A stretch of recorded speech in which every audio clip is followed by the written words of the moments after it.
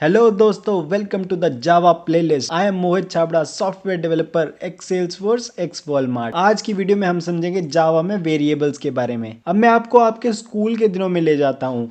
क्या आपको कुछ ऐसा याद है जब आप मैथ्स में करते थे लेट x इक्वल टू 3, फिर उसके बाद कहते थे लेट y इक्वल टू 5, या फिर मैथ्स में ऐसे सवाल कि आपको दिया गया एक रेक्टेंगल जिसमें let length equal to 10, breadth equal to 20, what is the area. याद आया कुछ? नहीं नहीं, मैथ्स नहीं पढ़ाऊंगा, बस रिलेट करवा रहा हूं। यहाँ पे जब हमने कहा x इक्वल टू 3 या लेट y इक्वल टू 5, तो वो क्या था? तो x इक्वल टू 3 को समझे तो वो कुछ इस तरह से कहेंगे कि हमने एक कंटेनर ले लिया जिसको हमने नाम दे दिया x का, और उसमें हमने वैल्यू स्टोर कर दी 3। तो यहाँ पे x क्या है? x एक काइंड ऑफ कंटेनर है जिसमें हम अपनी वैल्यू स्टोर कर सकते हैं। इसी तरह बिल्कुल सेम तरीके में जावा में हमारे पास होते हैं वेरिएबल्स, जो एक तरह से कंटेनर है जिसके अंदर हम वैल्यू को स्टोर कर सकते हैं। अब जैसे मैथ्स में हम वैल्यू स्टोर करते थे x इक्वल टू 3, बहुत ही सिमिलर तरीके से जावा में भी वेरिएबल्स यूज होते हैं। बस हल्का सा डिफरेंस ये है कि हमें इसके साथ ये भी बताना होगा कि हमें किस तरह का डेटा उस कंटेनर में स्टोर करना है। जैसे x इक्वल टू 3 में हम 3 जो है वो इंटीजर वैल्यू स्टोर कर रहे हैं, तो इसलिए सबसे पहले हम लिखेंगे इंट, मतलब जो बता रहा है कि जो x में वैल्यू स्टोर होने वाली है वो इंटीजर टाइप की होगी। उसके बाद हम लिखेंगे x सेम टू सेम, जो कि नाम हो गया कंटेनर का। उसके बाद हम डालेंगे असाइनमेंट ऑपरेटर जो कि हो गया इक्वल टू, और उसके बाद हम देंगे अपनी वैल्यू जो कि यहाँ पे थी 3। बस इसके बाद हल्का सा चेंज ये है कि क्योंकि हमें जावा में हर एक कोड लाइन के बाद एक सेमीकोलन लगाना होता है, तो यहाँ पे हम ऐड कर देंगे सेमीकोलन, जो कि कंपाइलर को बता रहा है इस लाइन का कोड यहाँ पे खत्म हो गया है। तो देख रहे हैं आप इन दोनों में कितनी ज्यादा सिमिलैरिटी है। हमने बिल्कुल सेम टू सेम वही चीज यूज की है जो हम बचपन में मैथ्स में यूज करते थे, x इक्वल टू 3। बस हमने उससे पहले ये बताया है कि हम इसमें किस तरह का डेटा स्टोर करने वाले हैं। क्योंकि यहाँ पे हम इंटीजर स्टोर करने वाले थे इसलिए हमने लिख दिया इंट, वो मैं अभी आपको आगे और डिटेल में समझाऊंगा। और एंड में हमने डाल दिया है सेमीकोलन, क्योंकि वो हमारे सिंटेक्स का पार्ट है जावा के। पर बाकी देखिए कितना आसान है, लग रहा है हम वापस स्कूल की नॉर्मल मैथ्स करने लग गए हैं। अब जैसे कि यहाँ हमने डेटा टाइप लिया था इंट, उसकी जगह और भी कुछ कुछ तरीके हो सकते हैं। सबसे पहला हमने केस लिया है कि जैसे हमने इसमें इंटीजर रखे हैं, जैसे 1 2 3 4 ऐसा कुछ भी हो सकता है, और वो नेगेटिव भी हो सकते हैं नंबर। तो उसके लिए हम यूज करते हैं डेटा टाइप इंट, INT कह के उसे कहते हैं। इसके अलावा हम वेरिएबल्स में डेसिमल वैल्यूज भी स्टोर कर सकते हैं। जैसे फॉर एग्जांपल मान लीजिए हमने किया 3.5, तो उसके लिए हम जो डेटा टाइप यूज करेंगे वो इंटीजर नहीं होगा, क्योंकि ये डेसिमल है। इसलिए इसका जावा में जो आपका डेटा टाइप है वो होता है फ्लोट, FLOAT। आप एक बार बस इसे सुन लीजिए, धीरे धीरे आप इससे यूज टू हो जाएंगे। इसके अलावा आप वेरिएबल में ट्रू या फॉल्स वैल्यू भी स्टोर कर सकते हो, जिसके लिए हम डेटा टाइप रखते हैं बूलियन। अब डेटा टाइप में कोई एक आप कैरेक्टर भी स्टोर कर सकते हो, जैसे मैंने स्टोर कर लिया H। तो इस तरह से अगर आप स्टोर करते हो तो उसका डेटा टाइप आप दोगे CHAR, कैर। अब अगर हम सिंगल कैरेक्टर की बात कर रहे हैं तो उसके साथ साथ हम लॉन्ग टेक्स्ट भी इसमें वेरिएबल में रख सकते हैं। जैसे कि मैंने अपना नाम इसमें स्टोर कर दिया, तो उसके लिए आप जो डेटा टाइप है वो रखते हो स्ट्रिंग। तो ये कुछ बेसिक से डेटा टाइप्स हैं जो आप रख सकते हो वेरिएबल के अंदर। इसके अलावा और भी काफी सारी चीजें हो सकती हैं, लेकिन ये है बहुत बेसिक से जो कॉमनली यूज्ड होते हैं आपके डेटा टाइप। तो अगर इसी का मैं एक आपको एग्जांपल के तौर पे लिख के दिखाऊं तो वो कुछ इस तरह से होगा। जैसे कि हमने लिया सबसे पहले इंट x इक्वल टू 3। उसके अलावा अगर हम एक सेकंड पे चलें कि जिसमें हमें फ्लोट स्टोर करना है, तो सबसे पहले हमें लिखना होगा डेटा टाइप जो कि होगा फ्लोट। उसके बाद वेरिएबल का नाम जो कि मान लीजिए हम रख लेते हैं a, और उसके बाद हम डालेंगे वैल्यू जो कि यहाँ पे है 3.5, और उसके बाद सेमीकोलन। अब अगर बूलियन का एग्जांपल देखें तो सबसे पहले हम लिखेंगे डेटा टाइप बूलियन, और उसके बाद देंगे वेरिएबल का नाम जो कि मैं यहाँ पे दे देता हूँ इज वैलिड करके। उसके बाद मैं वैल्यू स्टोर करता हूं जो हमने कही है यहाँ पे ट्रू, और उसके बाद लगा देंगे एक सेमीकोलन। उसके बाद हम चलेंगे नेक्स्ट एग्जांपल जो हमने कैर का देखना है, तो सबसे पहले लिखेंगे डेटा टाइप जो है CHAR। उसके बाद हमने लिखना है वेरिएबल का नाम जो कुछ भी हो सकता है, मैं यहाँ पे लिख देता हूँ वैल्यू, और उसके बाद असाइन कर देते हैं उस पर करेक्टर वैल्यू H की, और फिर लगा देंगे एक सेमीकोलन। अगर हम स्ट्रिंग का एग्जाम्पल देखें तो सबसे पहले हमें देना होगा जो आपका डेटा टाइप है जो कि यहाँ पे है स्ट्रिंग। उसके बाद दिखना है हमने वेरिएबल का नाम। वेरिएबल का नाम क्या दें, तो मैं कुछ भी लिख देता हूँ, STR लिख देता हूँ, और उसमें वैल्यू स्टोर करवा देता हूँ मोहित, और बाद में लगा देंगे एक सेमीकोलन। तो इसका नॉर्मल रिप्रेजेंटेशन देखें तो कुछ इस तरह होगा कि ये हमने बना दिया सबसे पहले हमारा x, और इसमें वैल्यू हम स्टोर कर देंगे 3 की। ये कॉरेस्पॉन्ड कर रहा है आपकी इस चीज़ को जो आपने ये सबसे पहले लिखी है कि x जो आपका वेरिएबल है बेसिकली वो एक कंटेनर है, उसमें वैल्यू पड़ी है 3। सिमिलरली अगर आप सेकंड केस फ्लोट का एग्जांपल लें तो यहाँ पे हमने एक और कंटेनर बना दिया है जिसका नाम हम दे देंगे a, और उसके अंदर जो है वैल्यू रख देंगे हम 3.5। तो यहाँ पे मैंने रख दिया है 3.5। इसी तरह हर एक चीज़ का आप ऐसे देख सकते हैं कि ये सब कंटेनर्स हैं जैसे हम वेरिएबल्स कहेंगे जावा में, जिनका नाम आप कुछ भी दे सकते हैं और बस आपको उनका डेटा टाइप बताना है और उसमें वैल्यू स्टोर करवानी है। तो इन सब चीज़ों को देखकर अगर आपको मुझे एक सिंटेक्स बताना है वेरिएबल का जो जेनरिक हो, वो कुछ इस तरह से होगा कि सबसे पहले आपको बतानी है डेटा टाइप, जो कि कुछ भी हो सकती है, इंटीजर हो सकती है, फ्लोट हो सकती है, बुलियन, कैरेक्टर, स्ट्रिंग, या इनके अलावा कुछ और भी हो सकती है। तो सबसे पहले हमें डेटा टाइप लिखना है, उसके बाद स्पेस देके हमें देना है वेरिएबल का नाम, जो कि मैं यहाँ लिख देता हूँ वेरिएबल नेम, और फिर उसके बाद आपको देना है असाइनमेंट ऑपरेटर जो कि है इक्वल टू, और उसके बाद आपको देनी है जो भी आपको वैल्यू उसमें स्टोर करनी है, और लास्ट में आपको लगाना है एक सेमीकोलन। तो इस तरह से बेसिकली आप वेरिएबल डिफाइन कर सकते हो जावा में। अगर हल्का सा भी कॉम्प्लिकेटेड लग रहा है तो वापस मैथ्स के कॉन्सेप्ट्स पे जाना, let x equal to 3, let y equal to 5, इसी तरह से आपने सेम टू सेम यहाँ पे किया है। बस x से पहले आपको उसका डेटा टाइप बताना है कि x में किस तरह का डेटा आप स्टोर करना चाहते हो। क्या वो नॉर्मल इंटीजर वैल्यूज़ हैं, क्या वो डेसिमल वैल्यूज़ हैं, क्या वो कैरेक्टर है, क्या वो स्ट्रिंग है, या फिर उसमें सिर्फ ट्रू या फॉल्स ही आने वाला है। सिर्फ आपको वो डिफाइन करना है और लास्ट में एक सेमीकोलन लगाना है, बाकी सब सेम टू सेम है। अब जैसे मैंने आपको यहाँ पे एक तरीका दिखाया है इंट x इक्वल टू 3, इसको और भी तरीके से आप लिख सकते हो। आप ऐसा भी कर सकते हो कि स्टार्टिंग में आपने सिर्फ डिक्लेयर किया है अपना वेरिएबल इंट x, ऐसे करके आपने बता दिया है, और जो आपने वैल्यू है उसको बाद में असाइन किया है कि x इक्वल टू 3। आप ये बिल्कुल इस तरह से भी कर सकते हो। तो ये 2 स्टेप्स में बट गया है। सबसे पहला जो है आपने सिर्फ एक डिक्लेयर किया है अपना, और उसके बाद जो बाद में आपने किया है उसको इनिशियलाइज किया है। तो ये 2 स्टेजेस में भी आप इसको कर सकते हो, या तो आप सीधा ही उसको पहले ही स्टेप में दे सकते हो इंट x इक्वल टू 3 कि आपने वहीं पे ही उसको पूरा डिफाइन कर दिया है, डिक्लेयर भी वहीं पे कर दिया और इनिशियलाइज भी वहाँ पे कर दिया है। लेकिन उसके अलावा आपके पास ये भी तरीका है जहाँ पे आप इसे 2 स्टेप में भी कर सकते हो कि स्टार्टिंग में सिर्फ आपने कंपाइलर को बता दिया है कि आप यहाँ पे डिक्लेयर कर रहे हो जो आपका वेरिएबल है उसका नाम x है और वो किस डेटा टाइप का है, इंटीजर टाइप का है। यहाँ इस स्टेप पे बेसिकली आप उसको वैल्यू असाइन नहीं कर रहे, तो ये भी वैलिड है बिल्कुल। लेटर स्टेज पे जाकर आप उसको सिंपली दे सकते हो कि जो हमने वेरिएबल का नाम लिया था x, उसको असाइन कर दी हमने वैल्यू, जो भी आपको वैल्यू असाइन करनी है, तो उसको इनिशियलाइजेशन कह देंगे और स्टार्टिंग को डिक्लेरेशन कहेंगे। तो ये भी एक बिल्कुल वैलिड तरीका है आपको अपने वेरिएबल्स को डिफाइन करने का। तो यहाँ पे मैंने आपको 2 तरीके बता दिए हैं वेरिएबल्स के लिए। पहला तरीका है कि आप वेरिएबल को एक साथ ही पूरा डिफाइन कर दो कि डिक्लेयर भी उसी टाइम पे और उसकी वैल्यू भी आपने वहीं पे दे दी, या फिर आपके पास दूसरा तरीका भी है जहाँ पे आपने सिर्फ डिक्लेयर पहले कर दिया और वैल्यू बाद में असाइन कर दी। अब ऐसा क्यों ही रिक्वायर्ड होगा, वो इसलिए कि कई बार ऐसा हो सकता है कि आपको आपके वेरिएबल की वैल्यू स्टार्टिंग पॉइंट पे ना पता हो, तो इसलिए आप सिर्फ उसको पहले स्टार्टिंग में डिक्लेयर कर दो और लेटर स्टेज पे जब आपको उसका आइडिया लग जाए वैल्यूज़ का, तब आप उसको असाइन कर दो। अब क्योंकि यहाँ पे ये एक बेसिकली वेरिएबल है जो एक वैल्यू स्टोर कर रहा है, तो उसमें आप बार बार वैल्यू चेंज भी कर सकते हो। जैसे मान लो कि आपने किया इंट x इक्वल टू 3 कर दिया पहले, फिर लेटर स्टेज पे अगर जाकर आपको कुछ चेंजेस करने हो x इक्वल टू 5, आप बिल्कुल ये कर सकते हो। इसका सिंपल सा मतलब यही है कि जब आपने पहली लाइन लिखी तो आपका एक कंटेनर है जिसका नाम आपने दिया है x और उसमें वैल्यू जाकर स्टोर हो गई है 3, तो ये जो लाइन है आपकी ये रिप्रेजेंट कर रही है।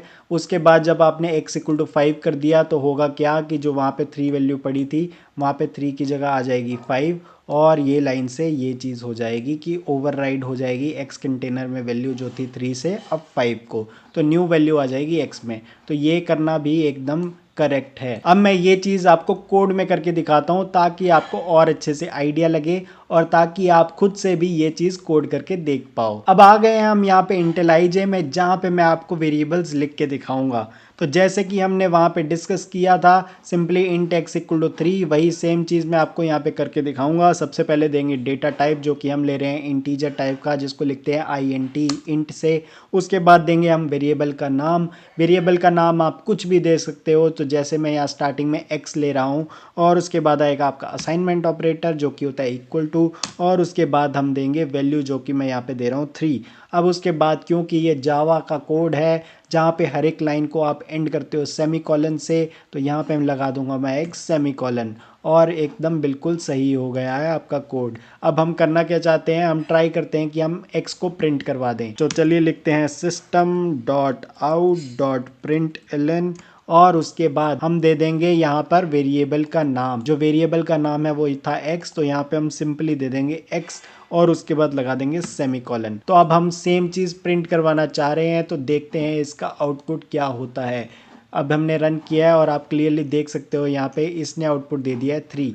तो क्लियरली जब आप प्रिंट करते हो किसी वेरिएबल को, तो वो दे देता है वो वैल्यू जो उस वेरिएबल कंटेनर के अंदर प्रेजेंट हो। क्योंकि यहाँ पे हमने x में वैल्यू असाइन की थी 3, तो इसको जब आपने प्रिंट किया तो इसने सिंपली 3 ही यहाँ पे रिटर्न कर दिया। अब मान लीजिए इसके बाद मैं दोबारा कर देता हूँ x इक्वल टू 5, जो कि हमने पुराने एग्जाम्पल में भी यहाँ पे देखा था कि पहले x को हमने 3 लिया था, फिर बाद में 5 कर दिया था। एज़ पर आर लॉजिक वो उसको वैल्यू को ओवरराइड कर देगा। यही चीज़ हम दोबारा चेक करते हैं। अब ये चीज़ को मैं यहाँ से कॉपी कर लेता हूँ और यहाँ पे जाकर पेस्ट कर देता हूँ। अब देखते हैं कि क्या होता है। यहाँ पे इसको रन करते हैं बेसिकली, और देख सकते हैं आप कि सबसे पहले जो हमारी ये लाइन है इसने रिटर्न किया है 3, क्योंकि इससे पहले x को हमने असाइन किया हुआ था 3 की वैल्यू, पर उसके बाद जाकर हमने x को एक नई वैल्यू दे दी है 5 की। तो x में जो वैल्यू पड़ी थी पुरानी 3, वो हो गई है ओवरराइड अब 5 से, और नेक्स्ट टाइम जब हमने x को दोबारा प्रिंट करवाना चाहा तो अब उसमें जो लेटेस्ट वैल्यू प्रेजेंट थी जो कि 5 थी वो प्रिंट हो गई है। तो ये बेसिकली एक तरीका है कि अगर आपको कोई वेरिएबल की वैल्यू प्रिंट करवानी हो तो सिंपली आप वेरिएबल नेम वहाँ पे दे सकते हो, और जो system.out.println है वो आपका उस वेरिएबल में जो स्टोर्ड वैल्यू है सिंपली उसे प्रिंट करवा देगा। अब जैसे हमने यहाँ पे x का एग्जाम्पल लिया है जो कि हमारा इंटीजर टाइप का हो गया है, उसके अलावा अब हम बाकी चीज़ें भी चेक करना चाहते हैं। तो अगला एग्जांपल लेते हैं फ्लोट टाइप, मतलब कि हमें डेसिमल वैल्यूज़ देनी है। तो सबसे पहले आप लिखेंगे फ्लोट, और आप देख सकते हैं इंटेलिजेंट ने आपको खुद से ही रिकमेंडेशन दे दिया है यहाँ पे फ्लोट। फिर आप देंगे वेरिएबल का नाम जो कि मैं यहाँ पे मान लीजिए a रख देता हूँ। फिर उसके बाद मुझे डेसिमल वैल्यू रखनी है 3.5 रख दी। बस इतना सा है कि जब आप ये करेंगे इसके बाद आपको f लगाना पड़ेगा। ये एक तरह से आपको लिखना पड़ता है ताकि आप बता पाओ कि ये फ्लोट टाइप का है और डेसिमल इसमें आप ऐड कर रहे हो। तो सेम चीज़ हम करना चाहेंगे, इसको भी प्रिंट करवाना चाहेंगे। यहाँ पे मैं कर देता हूँ ऐसे, और उसके बाद लगा देता हूँ a, मतलब जो वेरिएबल का नाम था हमने a लिया हुआ था उसकी वैल्यू प्रिंट करवाना चाह रहे हैं हम। इसको देखते हैं रन करके, आप क्लियरली यहाँ पे देख सकते हैं। यहाँ पे सबसे पहले उसने 3 प्रिंट करवाया, 5 प्रिंट करवाया और उसके बाद 3.5 प्रिंट करवाया। तो इंटीजर में एक और चीज़ है कि यहाँ पे ज़रूरी नहीं है कि ये सिर्फ पॉजिटिव वैल्यूज़ हों, ये इसमें नेगेटिव वैल्यूज़ भी हो सकती हैं। जैसे मैं यहाँ पे आपको -567 इस तरह से कुछ करके दिखाता हूँ। तो ये भी बिल्कुल वैलिड केस है यहाँ पे। अगर आप इसको रन करके देखोगे तो ये बिल्कुल सेम टू सेम वो प्रिंट करके दिखा देगा आपको। आप क्लियरली देख सकते हो यहाँ पे उसने -567 प्रिंट कर दिया है। अब सोचो अगर आप डेटा टाइप में गलत वैल्यूज एंटर करो तो क्या होगा। फॉर एग्जांपल यहाँ पे आपने 3.5f लिख दिया तो क्या होगा। क्लियरली आप देख सकते हो कि आपको कंपाइल टाइम एरर मिल गया है। वो आपको ये बता रहा है कि आपका जो आपने टाइप डिफाइन किया है रिक्वायर्ड वो है इंटीजर टाइप का int, लेकिन आपने इसमें वैल्यू जो प्रोवाइड कर दी है वो फ्लोट की कर दी है जो कि गलत है। इसलिए आपको कंपाइल टाइम एरर ही मिल जाएगा। आपको आपका कंपाइलर जो है वो कोड रन नहीं करने देगा अगर आपने गलत वैल्यूज दे दी। यहाँ पे इसने देखिए आपको क्लियरली बता दिया इनकम्पैटिबल टाइप, आपने गलत कर दिया है। यहाँ पे बेसिकली वो कन्वर्ट नहीं कर पा रहा है फ्लोट को इंटीजर में, तो इसलिए आपको करेक्ट वैल्यूज देनी होती हैं। तो यहाँ पे मैं इसको एक बार करेक्ट कर देता हूँ और हमारा एरर यहाँ पे हट चुका है। अब इसी तरह सिमिलर वे में आप बाकी चीजें भी कर सकते हो। जैसे कि हम बूलियन की बात कर रहे थे तो सबसे पहले लिखेंगे बूलियन, यहाँ पे आ गया है हमारे पास। फिर उसके बाद जो आपका वेरिएबल का नाम है वो कुछ भी हो सकता है और उसके बाद आप वैल्यू दे दो ट्रू या फॉल्स। यहाँ पे 2 वैल्यूज हो सकती हैं। इसी तरह अगर आपको कैरेक्टर वाला करना है तो CHAR, उसके बाद आप दोगे कि वैल्यू जो कि वेरिएबल का नाम है, उसके बाद आप दे दो उसमें जो भी आपको कैरेक्टर असाइन करना है। अब आपको ये समझना होगा कैरेक्टर में एक सिंगल कैरेक्टर ही आ सकता है, तो अगर आप यहाँ पे 2 कैरेक्टर डालना चाहो तो वो गलत हो जाएगा। तो अगर आप यहाँ पे 2 करो HI तो ये आपको कंपाइल टाइम एरर ही दे देगा कि कैर में सिर्फ एक सिंगल कैरेक्टर ही आ सकता है। तो यहाँ पे आप क्लियरली देख सकते हैं ये आपको कह रहा है कि too many characters in character literal. तो बेसिकली जब आप CHAR यूज़ करते हो तो उसमें सिर्फ एक कैरेक्टर की वैल्यू स्टोर की जा सकती है। अगर आपको एक कैरेक्टर से ज़्यादा कोई वैल्यू स्टोर करानी है तो आपको बेसिकली स्ट्रिंग यूज़ करना होगा कैरेक्टर की जगह। स्ट्रिंग होता है एरे ऑफ कैरेक्टर्स, जिसके बारे में हम और अच्छे से बाद में समझेंगे। बस आप ये समझ सकते हैं अभी के लिए कि अगर आपको सिर्फ एक कैरेक्टर स्टोर करना है तो आप उसके लिए CHAR यूज़ कर लेंगे, जिसको मैं यहाँ पे करेक्ट कर देता हूँ। आपका कंपाइलर एरर यहाँ पे हट गया है। अगर आपको मल्टीपल कैरेक्टर्स चाहिए तो आपको क्या यूज़ करना है, डेटा टाइप स्ट्रिंग, और यहाँ पे उसको कुछ भी नाम दे दो आप, वेरिएबल का STR दे दिया मैंने, और यहाँ पे आप डबल कोट्स के अंदर उसको जितने मर्जी कैरेक्टर्स दे सकते हो, उसमें कोई प्रॉब्लम नहीं है। तो इन सब को भी आप पहले की तरह प्रिंट करवा सकते हो। अब प्रिंट की मैं आपको एक नई खासियत बताता हूँ कि अभी तक तो हम सिर्फ एक एक चीज़ को प्रिंट करवा रहे थे। मान लो आपने यहाँ पे ए की जो वेरिएबल में वैल्यू पड़ी थी वो आपने प्रिंट करवाई है, उससे पहले आपने एक्स वेरिएबल की वैल्यू प्रिंट करवाई है, और मान लो हमें इन तीनों की वैल्यूज़ प्रिंट करवानी हो एक साथ एक स्टेटमेंट में, तो आप वो कैसे कर सकते हो, वो आप बेसिकली यूज़ कर सकते हो उसमें प्लस ऑपरेटर। वो मैं आपको करके दिखाता हूँ अब यहाँ पे।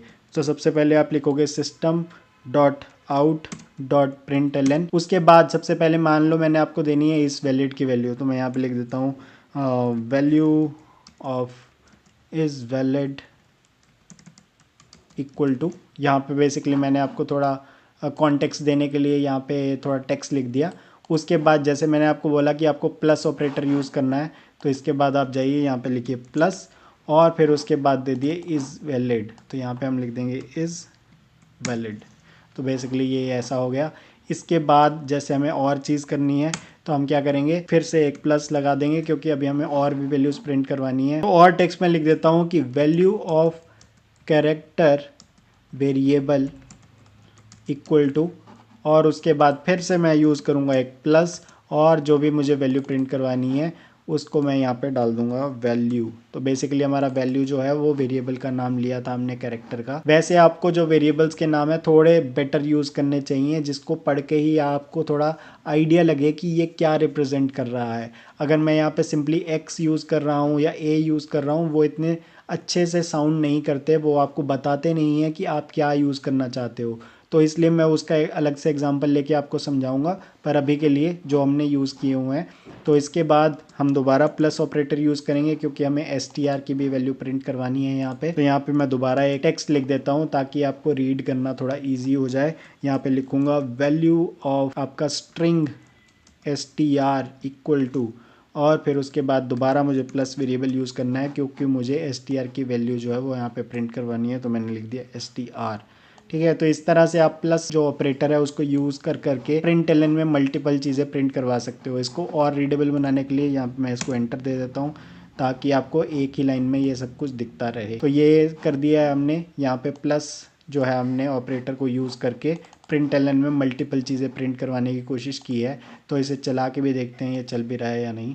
तो यहाँ पे हमने चलाया है और आप क्लियरली देख सकते हैं कि सबसे पहले तो वो सिंगल सिंगल जो आपने प्रिंट करवाए थे 3 -5 6 7, जो यहाँ पे आपने करवाया था 3 इसकी वैल्यू, -5 6 7 इसकी वैल्यू, और उसके बाद 3.5 जो आपने करवाया था वो इसकी वैल्यू। उसके बाद देखिए जो हमने एक ही लाइन में सारा कुछ प्रिंट करवाना चाहा है कि सबसे पहले वो यही बोल रहा है जो आपने डबल कोट्स के अंदर टेक्स्ट लिखा है, value of is valid equal to. यहाँ पे आप क्लियरली देख सकते हैं सेम चीज़। तो इज़ वैलिड को उसने रिप्लेस कर दिया उसकी जो वैल्यू से जो ट्रू आ गई है। उसके बाद फिर आगे हमने लिखा हुआ टेक्स्ट जो यहाँ पे आ गया है, value of char variable equal to, यहाँ पे हमने जो वेरिएबल का नाम दिया था और यहाँ पे बेसिकली उसने रिप्लेस कर दिया उसकी जो वैल्यू थी जो कि थी h। और उसके बाद फिर से आगे आ गया है value of string STR equal to, STR हमने यहाँ पे दिया था उसमें वैल्यू थी HI, और आप क्लियरली देख सकते हो यहाँ पे HI प्रिंट हो गया है। तो इस तरह से आपको एक नई चीज़ सीखने को मिली है कि जो प्रिंट एलन में या प्रिंट मेथड में आप बेसिकली अगर प्लस ऑपरेटर को यूज़ करके मल्टीपल चीज़ें उसमें प्रिंट करवा सकते हो। तो ज़रूरी नहीं है कि आपको प्रिंट में सिर्फ एक ही चीज़ प्रिंट करवानी है, जितना आपका मन हो वो अलग अलग चीज़ें आप स्क्रीन पे प्रिंट करवा सकते हो यूजिंग प्लस। अब इसके अलावा आपको एक और चीज़ का ध्यान रखना है कि जो आप वेरिएबल्स का नाम रख रहे हो वो यूनिक होने चाहिए। जैसे कि फर्स्ट केस पे आपने इंटीजर टाइप का वेरिएबल लिया है जिसका नाम आपने रखा है x, उसके बाद फ्लोट टाइप का आपने एक वेरिएबल लिया है जिसका नाम रखा है आपने a। अब ये आपको ध्यान रखना होगा कि इन दोनों के नाम जो है वो यूनिक होने चाहिए, वो डुप्लीकेट नहीं हो सकते। जैसे फॉर एग्जांपल अगर a की जगह मैं यहाँ पे वापस से x लिख देता हूँ तो आपको कंपाइल टाइम एरर आने लग जाएगा। तो यहाँ पे क्योंकि आप क्लियरली देख सकते हैं कि वो बोल रहा है कि variable x is already defined in the scope, कि x तो पहले ही एक वेरिएबल आपने बनाया हुआ है, आप दोबारा सेम नाम का वेरिएबल नहीं रख सकते। तो आपको ये याद रखना होगा जब आप कोड कर रहे हो, तो जिस बेसिकली स्कोप में आप कर रहे हो, जो स्कोप क्या होता है बेसिकली इस ब्रैकेट के अंदर जो भी आप कोड लिख रहे हो उसमें जो वेरिएबल्स अगर आप मल्टीपल यूज़ कर रहे हो तो उनका अलग अलग नाम होगा, वो यूनिक नेम होना चाहिए, सेम नाम आप नहीं रख सकते। क्योंकि बेसिकली x तो आपका एक कंटेनर ही है, आपने पहले बोल दिया x जो है वो मैंने इंटीजर टाइप का बनाया, फिर आपने सेम चीज़ में उसमें बोल दिया कि x जो है मैंने वो फ्लोट टाइप का बनाया, तो ये जो है वो गलत हो जाएगा। इसलिए आपको अलग नाम रखना है, चाहे इसको अब एक्स आई रख दो, कुछ भी कर दो, तो बेसिकली सेम नहीं होने चाहिए। सिमिलरली ये सिर्फ अलग अलग डेटा टाइप के लिए वैलिड नहीं है, सेम डेटा टाइप में भी आप सेम वेरिएबल नहीं रख सकते। जैसे फॉर एग्जांपल इंट x आपने यहाँ पे पहले डिफाइन कर दिया, आप दोबारा से यहाँ पे इंट x इक्वल टू 5 ऐसा नहीं लिख सकते, क्योंकि ये आपको सेम चीज़ कहेगा कि x जो है वो ऑलरेडी डिफाइन हो चुका है। अगर आपको एक और वेरिएबल बनाना है तो आपको उसका कुछ और नाम ही देना होगा। जैसे फॉर एग्जांपल यहाँ पे मैं इसे xy कह देता हूँ, तो ये ठीक है क्योंकि xy का कोई और वेरिएबल इस स्कोप में नहीं लाई करता, लेकिन x नाम का एक और वेरिएबल आप नहीं बना सकते। हाँ, आप इस x की वैल्यू ज़रूर चेंज कर सकते हो। उसका मतलब है कि आपने जैसे यहाँ पे किया, सबसे पहले इंट x इक्वल टू 3 कर दिया, फिर x को एक नई वैल्यू दे दी, ठीक है, ये असाइनमेंट सही है, ये आप बार बार कर सकते हो, जितनी मर्जी बार कर सकते हो, लेकिन आप सेम नाम का वेरिएबल दोबारा से डिक्लेयर नहीं कर सकते। डिक्लेरेशन का मतलब यही है कि आपने डेटा टाइप दिया, उसके बाद वेरिएबल का नाम लिखा, तो ये अलाउड नहीं है मल्टीपल टाइम्स। हाँ, असाइनमेंट आप मल्टीपल टाइम्स कर सकते हो कि x को आपने एक बार डिफाइन कर दिया है, डिक्लेयर कर दिया है, उसकी असाइनमेंट आप जितनी मर्जी बात करिए। जैसे यहाँ पे आपने एक बार किया, इसके बाद दोबारा से आप कर सकते हो x इक्वल टू 0,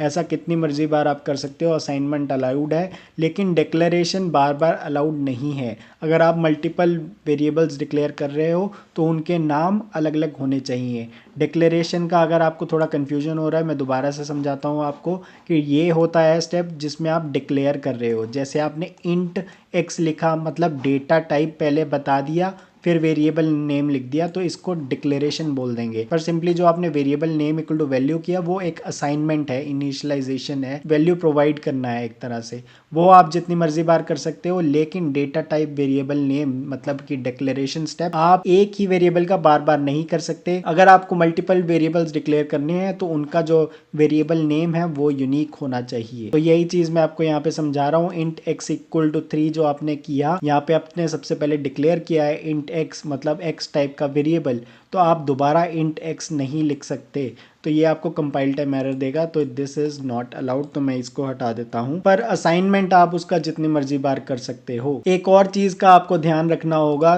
कि जैसे हमने डिक्लेरेशन और इनिशियलाइजेशन की बात की, तो आप इनिशियलाइज बिना डिक्लेयर किए नहीं कर सकते। इसका मतलब क्या है कि मान लो मैंने कोई y नाम का वेरिएबल नहीं बनाया, करेक्ट, तो ऐसा नहीं है कि मैं y इक्वल टू 5 डायरेक्टली कर दूंगा, क्योंकि y उसे पता ही नहीं है वो क्या है। तो ये बेसिकली आपने उसको इनिशियलाइज कर दिया, जबकि y को आपने कभी डिक्लेयर ही नहीं किया। तो अगर आपको इसको सही करना है तो आपको फिर से वही दो तरीके आते हैं जो मैंने आपको बताए थे।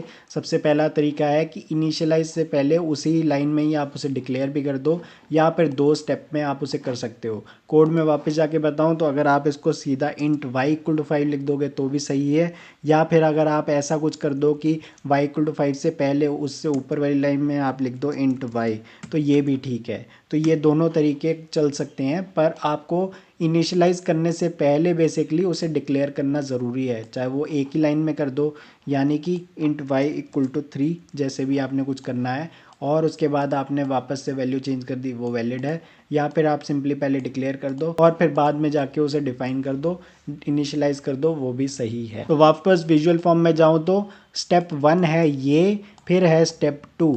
तो स्टेप 2 आप स्टेप 1 से पहले नहीं कर सकते, नहीं तो कंपाइल टाइम एरर आ जाएगा। स्टार्टिंग में आप ट्राई कर सकते हो ये सब चीज़ें, उसका फ़ायदा ही यही है कि वो आपको कंपाइल टाइम में उसी टाइम पे रेड लाइन से बता देगा कि आप क्या गलती कर रहे हो, जिससे आप और इजीली अच्छे से सीख सकते हो और आपको आइडिया रहेगा कि क्या चीज़ आपको अलाउड है और क्या अलाउड नहीं है। अब एक बार मैं इसे रीसेट कर देता हूँ ताकि आपको मैं और इजीली चीज़ें समझा पाऊँ। अब मान लो आपको 3 जो वेरिएबल्स हैं वो डिक्लेयर करने हैं इंट टाइप के, जिनका नाम मैं कह देता हूँ t, u और i, ठीक है। और आप कुछ इस तरह से लिख सकते हो int t इक्वल टू 10, उसके अलावा int u इक्वल टू 20 और उसके अलावा int i इक्वल टू 30, इस तरह से लिख दिया। तो यहाँ पे क्लियरली आप देख सकते हो कि आपको यहाँ पे 3 वेरिएबल्स को डिफाइन करना था, लेकिन आपने एक एक लाइन में एक वेरिएबल को ही डिफाइन किया है। इसके लिए आप एक और तरीका भी यूज़ कर सकते हो, आप सिंगल लाइन में भी तीनों को डिफाइन कर सकते हो। उसका तरीका ये है कि अगर मैं अब नए वेरिएबल्स लूँ जिनका नाम ले लेता हूँ मैं O, P एंड Q, तो वो आप सीधा ही कर सकते हो एक ही लाइन में int O इक्वल टू 10, उसके अलावा आप कॉमा दे दोगे। कॉमा का मतलब है कि अभी ये जो आपका कोड है वो ख़त्म नहीं हुआ, वो सेमीकोलन होता है जो आपको बताता है कि आपका जो कोड है इस लाइन में ख़त्म हो गया है। आपने यहाँ पे कॉमा दिया है, उसके बाद आप दूसरे वेरिएबल का नाम दो P और उसकी वैल्यू मान लो आपने 20 दे दी, फिर आपने एक और कॉमा दे दिया, फिर आपने लिख दिया Q और उसकी वैल्यू दे दी 30। तो इस तरह से भी आप अपने वेरिएबल्स को डिफाइन कर सकते हो सिंगल लाइन में। इसका एज सच कोई और फ़ायदा नहीं है, बस ये है कि आप 3 लाइन की जगह या जितने वेरिएबल्स थे, मान लो आपको ज़्यादा वेरिएबल्स लिखने थे, उतनी लाइन्स की जगह आप एक में ही लिख सकते हो। लेकिन अगर आपको ये तरीका पसंद है तो इसमें भी कोई प्रॉब्लम नहीं है। अगर आपको ये ज़्यादा कोड रीडेबल इस तरह से दिख रहा है तो आप इस तरह से भी कर सकते हो। यहाँ पे जैसे हमने वैल्यूज़ डिफ़ाइन की, अगर आपको सिर्फ डिक्लेयर ही करने होते वेरिएबल्स, मान लो आपको कुछ और वेरिएबल्स ले लेते हैं कि इंट टाइप के आपने वेरिएबल्स लेने हैं b, n और m, ठीक है, उनको आपने सिर्फ डिक्लेयर करना है, उनकी वैल्यूज़ डिफ़ाइन नहीं करनी, तो भी आप सिंपली ऐसा लिख सकते हो इंट b। फिर क्योंकि आपने डिफ़ाइन नहीं करनी वैल्यू तो सिंपली उसके बाद दे दो कॉमा और उसके बाद दे दो n और उसके बाद दे दो m और फिर लगा दो सेमीकोलन। सेमीकोलन डिफ़ाइन कर रहा है कि ये आपका लाइन ऑफ कोड ख़त्म हो गया है। तो इसमें भी आपने 3 तरह के वेरिएबल्स यहाँ पे डिक्लेयर कर दी हैं, उनकी वैल्यूज आप कभी भी जाकर उस पर इनिशलाइज कर सकते हो, जैसे b इक्वल टू 10, ये आप लेटर स्टेज पे भी जाकर कर सकते हो। तो ये बेसिकली अलग अलग तरीके थे। यहाँ पे आपने एक लाइन में एक वेरिएबल को ही डिफाइन किया है, जबकि आपने यहाँ पे एक ही लाइन पर 3 वेरिएबल्स को या मल्टीपल वेरिएबल्स को डिफाइन कर दिया है। उसके अलावा यहाँ पे आपने एक ही लाइन में मल्टीपल वेरिएबल्स को डिक्लेयर कर दिया है। तो आपके पास तरीका है, सब तरीके अच्छे हैं, जो आपको मोर कोड रीडेबल लगे, आसान लगे, आप उसको फॉलो कर सकते हो। और धीरे धीरे जब आप इससे यूज टू हो जाओ तो फिर आप इस तरह की भी चीज़ें आजमा सकते हो। लेकिन अभी आप कोड में इन सब की प्रैक्टिस करके देखो ताकि आपको आइडिया लगे कि क्या सब अलाउड है और क्या सब अलाउड नहीं है। अब यहाँ पे हम ये एक लाइन में इसलिए कर पाए क्योंकि इन सभी तीनों का जो वेरिएबल्स का हमने डेटा टाइप रखा है वो सेम रखा है। यहाँ पे हमने इंटीजर रखा है तो हमने इंट से मार्क कर दिया है और उसके बाद हमने बाकी वेरिएबल्स दे दिए सिंपली कॉमा सेपरेटेड। पर यहाँ पे अगर ये डिफरेंट डेटा टाइप्स के होते, मान लो कि जो ओ था वो इंटीजर टाइप का, पी जो था फ्लोट का, तो आप इस तरह से नहीं लिख पाते। तो सिंपली आप अलग अलग लाइन में जैसे आपने लिखा है वैसे कर देते। क्योंकि यहाँ पे ये सेम था तो इसलिए ये भी अलाउड है, लेकिन वो आपकी चॉइस है, आप इस तरह से करना चाहते हो या इस तरह से, आप कुछ भी वे यूज कर सकते हो। अब अगर वेरिएबल नेम की कन्वेंशन के बारे में बात की जाए तो सबसे पहले इंपॉर्टेंट चीज़ क्या है जो आपको याद रखनी है कि जो आपको वेरिएबल नेम रखने हैं वो बेसिकली होना चाहिए यूनिक, यानी कि 2 वेरिएबल्स एक नाम से नहीं होने चाहिए। उसके अलावा जो एक और इम्पॉर्टेंट चीज़ है जो आपको ध्यान में रखनी चाहिए कि जो वेरिएबल का नाम आप रख रहे हो वो ऐसे नहीं कुछ भी आपने रख दिया, x रख दिया, a रख दिया, जैसे कि अभी हमने पुराने एग्जाम्पल्स में देखा, वैसे मत रखिए। उसकी जगह आप उसे ज़्यादा डिस्क्रिप्टिव रखिए, जिससे जो भी आपका कोई कोड पढ़े तो उसे समझ आए कि ये वेरिएबल किस चीज़ के लिए यूज़ हो रहा है, इसका क्या काम है। उससे आपका जो कोड है काफ़ी रीडेबल बनता है, अच्छा लगता है और पता लगता है कि इसका क्या काम है। नहीं तो वो बहुत कन्फ्यूजन क्रिएट करता है कि ये वेरिएबल किस चीज़ के लिए यूज़ हो रहा है। तो इट्स इंपॉर्टेंट कि आप उसे डिस्क्रिप्टिव नेम दो, जो कि हम आगे के एग्जाम्पल में चेक करेंगे। उसके अलावा जो नेमिंग कन्वेंशन जो है वेरिएबल के रिलेटेड वो ये है कि उसमें लेटर्स हो सकते हैं, डिजिट्स हो सकते हैं, अंडरस्कोर हो सकते हैं, डॉलर साइन भी हो सकते हैं। तो आपको ये ध्यान में रखना है कि जो आपका वेरिएबल नेम है वो स्टार्ट होना चाहिए लोअर केस लेटर से ही। और उसके अलावा जो वेरिएबल नेम है उसमें वाइट स्पेस नहीं हो सकती। तो आपका वेरिएबल नेम ऐसा कुछ नहीं हो सकता कि इज़ वैलिड, ऐसा नहीं अलाउड। अगर आपको मान लो कि 2 वर्ड्स को इंक्लूड करना है एक वेरिएबल नेम में तो आपको कुछ इस तरह से लिखना होगा, इज़ वैलिड। तो बेसिकली आप उसमें स्पेस नहीं दे सकते। इसके अलावा जो आपका वेरिएबल नेम है वो डॉलर या अंडरस्कोर से भी स्टार्ट हो सकता है। उसका अगर एग्जांपल लें तो जैसे अंडरस्कोर इज़ वैलिड, ये बेसिकली एक करेक्ट है वेरिएबल नेम, ये कन्वेंशन को फॉलो करता है, तो ये सही है। एक और चीज़ जो मैंने आपको पहले भी बताई कि जो आपकी जावा है वो केस सेंसिटिव लैंग्वेज है। तो कोड में अगर हम देखें कि मान लो आपने एक वेरिएबल डिफाइन किया है इज़ वैलिड नाम का, तो ये केस सेंसिटिव है। ऐसा नहीं चलेगा कि आपने जैसे यहाँ पे वी कैपिटल है तो उसको स्मॉल में रख दिया और उसकी वैल्यू फॉल्स ऐसे डिफाइन कर रहे हो, तो वो गलत हो जाएगा। आप क्लियरली देख सकते हो ये आपको कंपाइल टाइम एरर दे रहा है, वो इसे पहचान नहीं पा रहा क्योंकि यहाँ पे आपने जो वी है वो लोअर केस रख दिया है, जबकि जो आपने वेरिएबल डिफाइन किया था उसमें वी जो था वो अपर केस था। तो आपको ये याद रखना होगा कि जावा जो है केस सेंसिटिव लैंग्वेज है, तो आपको उसके अकॉर्डिंग ही वेरिएबल नेम्स में भी उसका ध्यान रखना होगा। इसके अलावा एक और चीज़ का जो आपको ध्यान रखना होगा वेरिएबल नेम को यूज़ करते हुए कि कुछ कुछ कीवर्ड्स जो हैं वो जावा में रिजर्व्ड होते हैं, जैसे कि फाइनल या क्लास। तो आप वेरिएबल का नाम वो नहीं लिख सकते कि आप इंट क्लास इक्वल टू 10 इस तरह से लिखोगे तो गड़बड़ हो जाएगी, क्योंकि जो आपका क्लास है वो कीवर्ड एक तरह से रिजर्व्ड है। तो आप वेरिएबल नेम जो है वो कुछ भी रखिए, लेकिन वो जावा के ऑलरेडी डिफाइंड कीवर्ड से क्लैश नहीं करना चाहिए। आप क्लियरली देख सकते हैं क्लास एक कीवर्ड है जो जावा में ऑलरेडी डिफाइंड है, यहाँ पे आप वो वेरिएबल नेम यूज़ नहीं कर सकते। इसी तरह से फाइनल भी एक तरह से कीवर्ड है जो जावा में ऑलरेडी डिफाइंड है, जिसका कुछ और काम है, तो आप इस तरह के नाम नहीं यूज़ कर सकते। हाँ, आप इसमें कुछ चेंजेस कर दो, जैसे कुछ और कर दो तो वो चल जाएगा, पर जनरली आपको नाम ऐसे रखने चाहिए जो डिस्क्रिप्टिव होने चाहिए। तो मतलब आपको बस ये ध्यान में रखना है कि नाम डिस्क्रिप्टिव रखो और वो क्लैश ना करें जो बाय डिफॉल्ट नेम्स प्रोवाइडेड हैं जावा में। अब आप ये कहोगे कि मैंने डिस्क्रिप्टिव डिस्क्रिप्टिव बोल तो बहुत बार दिया कि अच्छे से नाम रखो, और यहाँ पे देखो मैं कैसे कैसे नाम रख रहा हूँ। बात तो सही है, तो चलो एक एग्जाम्पल लेते हैं जिसमें हम अच्छे से सही से डिस्क्रिप्टिव वेरिएबल्स नेम यूज करते हैं। तो एक बार मैं इसे रीसेट कर देता हूँ। तो चलिए आप एक लेते हैं रियल लाइफ एग्जाम्पल स्टूडेंट का। तो उसमें हमें क्या क्या चाहिए, उसका नेम चाहिए, रोल नंबर चाहिए और उसके अलावा उसकी CGPA चाहिए। इसके अलावा हमें स्टूडेंट का मोबाइल नंबर भी रखना है और जो उसकी क्लास का सेक्शन है वो भी रखना है हमें। तो सबसे पहले हमें स्टोर करना है नेम। तो सोचिए नेम कौन सी डेटा टाइप वेरिएबल में स्टोर करना चाहिए, क्योंकि नेम में मल्टीपल कैरेक्टर्स इन्वॉल्व है, तो हमें यूज करना होगा स्ट्रिंग। तो सबसे पहले लेंगे स्ट्रिंग और वेरिएबल का नाम कुछ इस तरह से रखेंगे जो कि डिस्क्रिप्टिव हो। तो लिखते हैं स्टूडेंट नेम, ठीक है, और उसमें वैल्यू दे देते हैं, जैसे मैं अपना नाम दे देता हूँ, यहाँ पे आप कुछ और भी दे सकते हैं, मैंने अपना फुल नेम यहाँ पे दे दिया है। अब उसके बाद हमने रखना है roll number. Roll number generally होता है आपका इंटीजर वैल्यू, तो इसलिए हम यहाँ पे लेंगे इंट रोल नंबर, ठीक है। तो हमने रोल नंबर कर दिया और इसमें मैंने वैल्यू दे दी, मान लो 36 है मेरा रोल नंबर। उसके बाद हमें रखनी है CGPA। अब CGPA आपको पता है ये हो सकती है डेसिमल में भी, तो इसलिए हम यहाँ पे ले लेंगे फ्लोट और उसमें दे देंगे CGPA वेरिएबल का नाम, और उसमें CGPA मैं अपनी बता दूंगा जो कि है 8.67। जो मेरी CGPA है मैंने वो रख दिया है, और क्योंकि ये फ्लोट वैल्यू स्टोर करनी है तो लास्ट में हमें उसमें F लगाना पड़ेगा। इसके अलावा हमें यहाँ पे रखना है एक मोबाइल नंबर। अब मोबाइल नंबर में भी क्योंकि ऐसे ऐसे कैरेक्टर्स आ सकते हैं, जैसे प्लस आता है किसी कंट्री कोड लिखने के लिए, तो हम उसे एक स्ट्रिंग बनाएंगे। तो यहाँ पे एक और लिख देते हैं स्ट्रिंग, और उसमें मैं लिख देता हूँ कॉन्टैक्ट नंबर, और उसमें मैं दे दूँगा +91, और उसके बाद ऐसे, और फिर उसके बाद नंबर लिखेंगे। जो भी 10 डिजिट नंबर आप यहाँ पे देना चाहते हो वो आप दे सकते हो। अभी मैं यहाँ पे कुछ नहीं दे रहा हूँ, और उसके बाद यहाँ पे मैं लगा दूंगा सेमीकोलन। तो बेसिकली यहाँ पे मोबाइल नंबर हम दे सकते हैं। इसको हमने स्ट्रिंग सिर्फ इसलिए लिखा क्योंकि काफ़ी सारे कंट्री कोड में प्लस और इस तरह से हैशेस आते हैं, तो इसलिए हम इसको अगर इंटरनेशनल लेवल पे अपना मानना चाह रहे हैं डेटा को, तो यहाँ पे इसको मैंने स्ट्रिंग मान लिया है। अब बात करते हैं जो आपका क्लास सेक्शन। जो आपका सेक्शन होता है जनरली वो किस तरह से होता है, ABCD। अगर हम इस तरह का समझें तो आपको सिर्फ एक कैरेक्टर चाहिए, तो इसलिए आपके इसमें स्टोर कर सकते हो कैर। तो कैर में आप डाल दो कि सेक्शन, और उसके में मान लेते हैं कि हमारा जो सेक्शन है वो है B सेक्शन।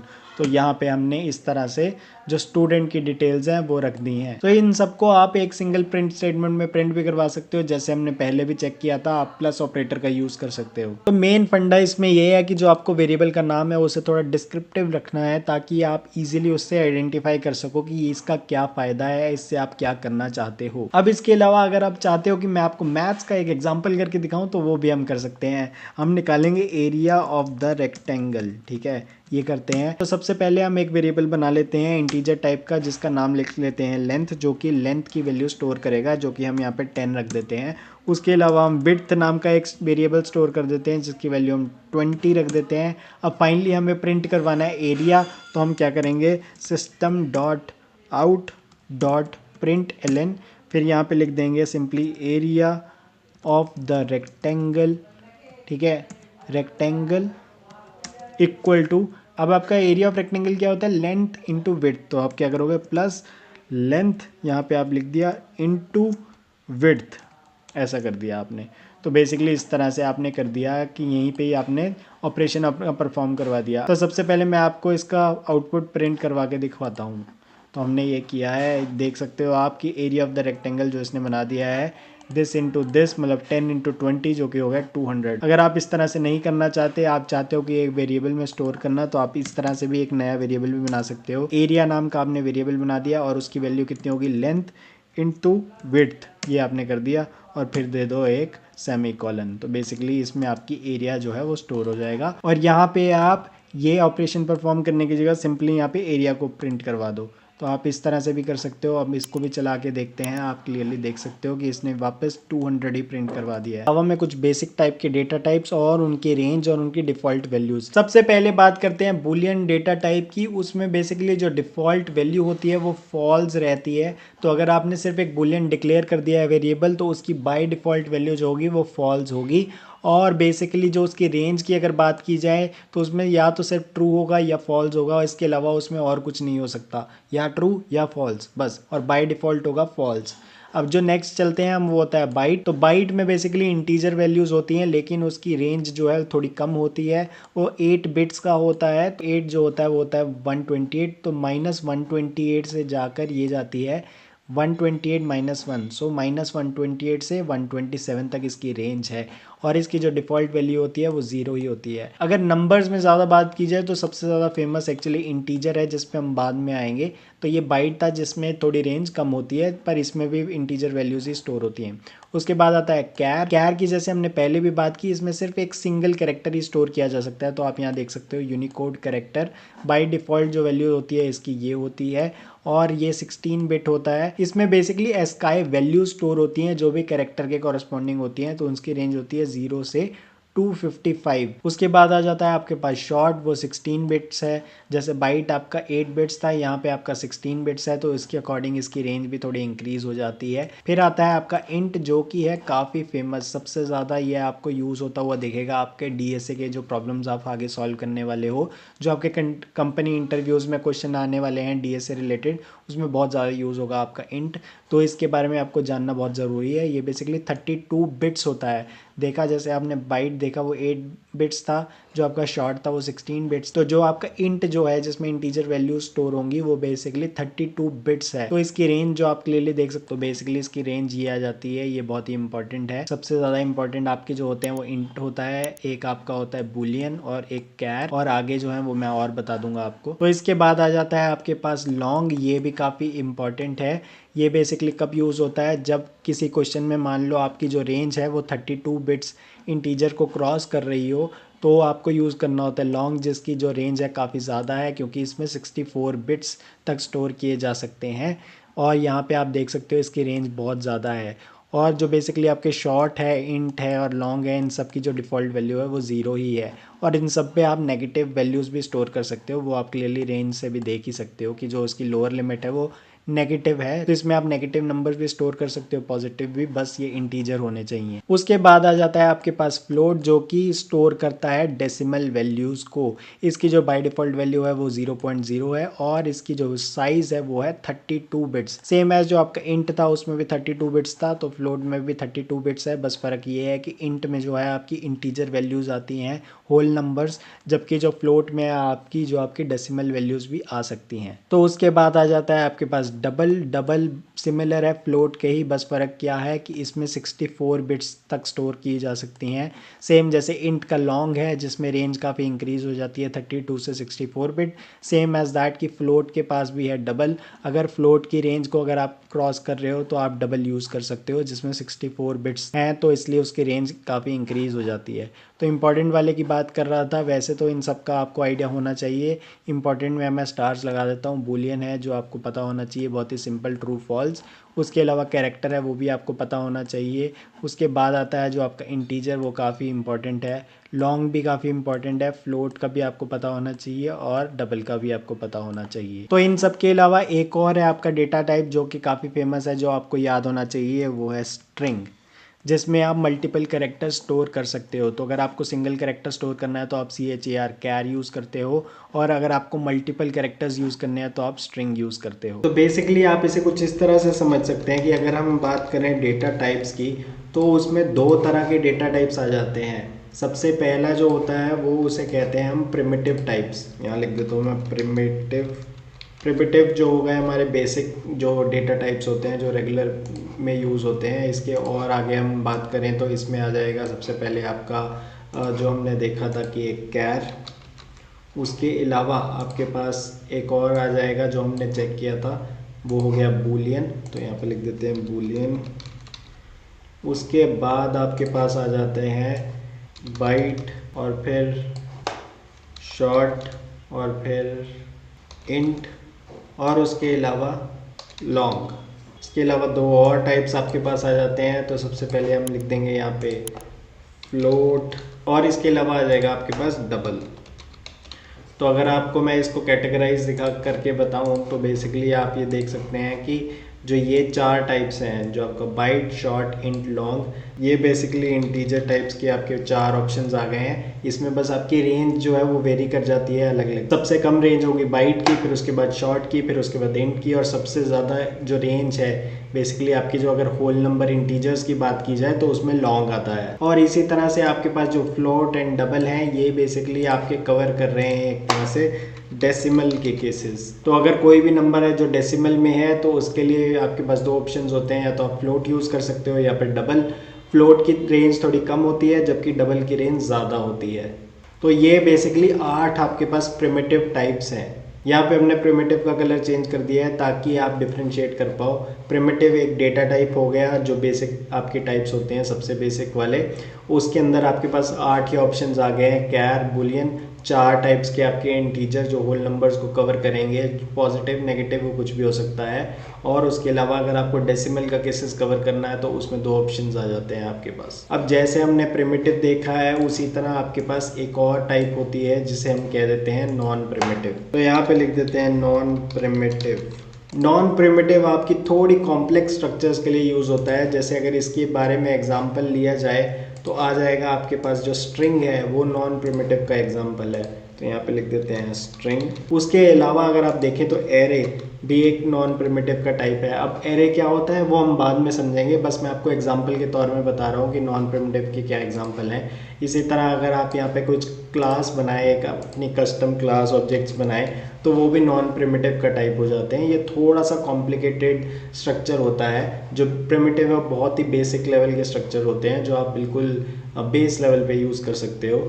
तो इसलिए आपके पास प्रिमिटिव में आ गए आपके पास 8 ऑप्शंस। नॉन प्रिमिटिव में भी अलग तरह से आते हैं जो कि हम आगे बढ़ेंगे जब वो तब उसे चेक करेंगे।